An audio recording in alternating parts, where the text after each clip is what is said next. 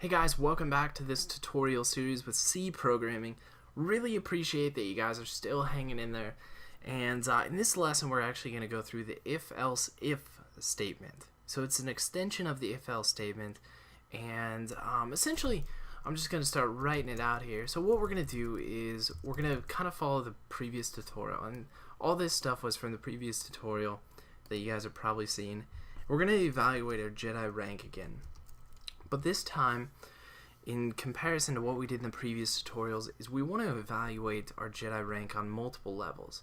So we don't want to just evaluate this first statement and then prove and then have an else statement. If this is false, then it resorts to the else.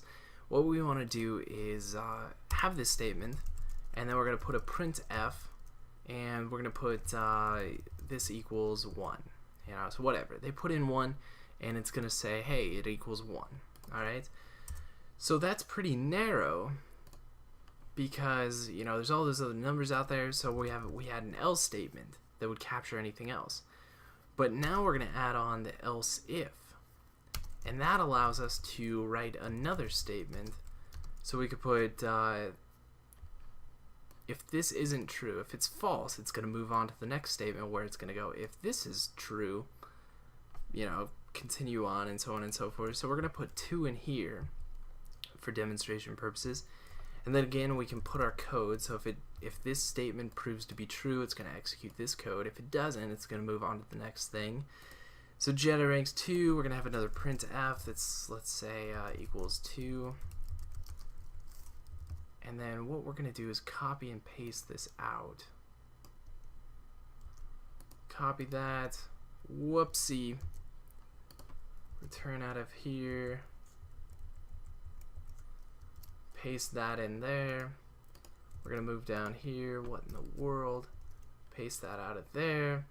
Alright, it looks like I've already got some errors coming up, and that's because I haven't put semicolons to complete these statements here, so don't forget that.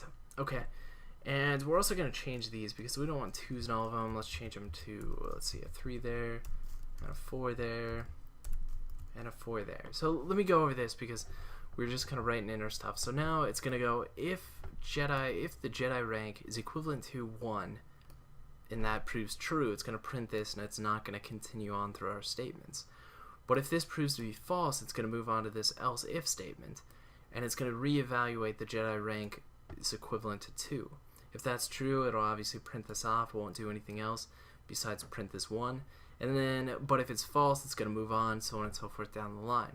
So essentially, we can take multiple different comparative statements and evaluate them through our program to give our program a little bit more knowledge as to what's going on.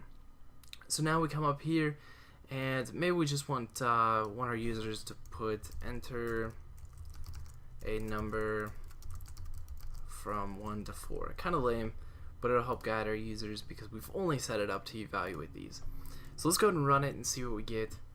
So now the computer's prompting us and saying enter a number from 1 to 4. We put in 1, and it's going to go equals 1.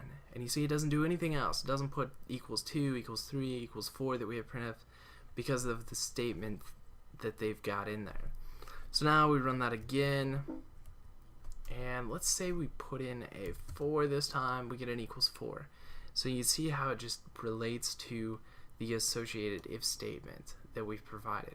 Let's run it one more time. Let's say if the user did put in a 5, we get nothing because none of our statements here prove to be true, and we don't have any else statement to say, hey, if it doesn't equal any of this, do this. We haven't put in anything like that, so it's just resorting and ending the program.